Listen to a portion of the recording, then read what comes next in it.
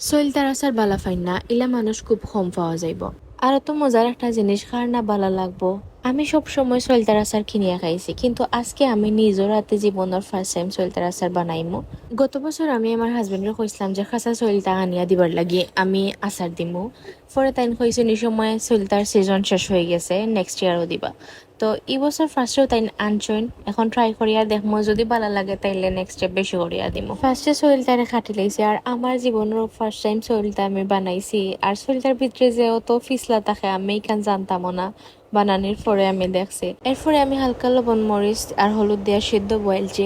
এরপরে আমরা যেলা নর্মালি যে কোনো ধরনের আচার দিলে ওলা বেসিক মশলা দেই, যেমন ডালচিনি, এলাচি, পাঁচফোড়ন, তেজপাতা, শুকনা মরিচ ওটা সবটা আর কি দিয়া আমি ব্লেন্ডার করে একটা মশলা রেডি করছি। আর তো এরপরে সরিষার তেলের মাঝে রসুন দিয়ে একটু লাল হওয়ার পরে আমার সিদ্ধ করে রাখা চলটা দিলাইমো।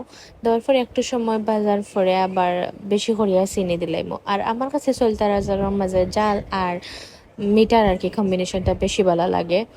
আর আরেকটা কথা, আমি কিন্তু আপনারা রেসিপি শিখাইরাম না বা রান্না শিখাইরাম না, আমি কিলা রাঁধছি বা আমি কিলা আচার বানাইছি আপনার লগে শেয়ার করলাম।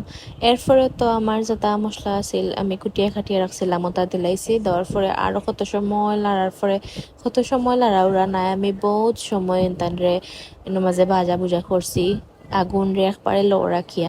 আর তো ফাইনালি আমার সলতার আচার রেডি হয়ে গেছে। আমি আমার লাইফের ফার্স্ট টাইম বানাইছি, অনুযায়ী ঠিকও আছে, মজা আছে, মজা হয়েছে আর কি। তো আরও ইমপ্রুভ করবো, যদি নেক্সট টাইম আমি আরও বানাই তাইলে আমি মানে আরও যাতে যাতে আমার এখন একটু ভুল হয়েছে বা কম হয়েছে, আপস অ্যান্ড ডাউন হয়েছে, তো সবটা কারেক্ট করিয়া বানাইমো। আর তো আজকের ভিডিও তখনও আল্লাহ হাফেজ।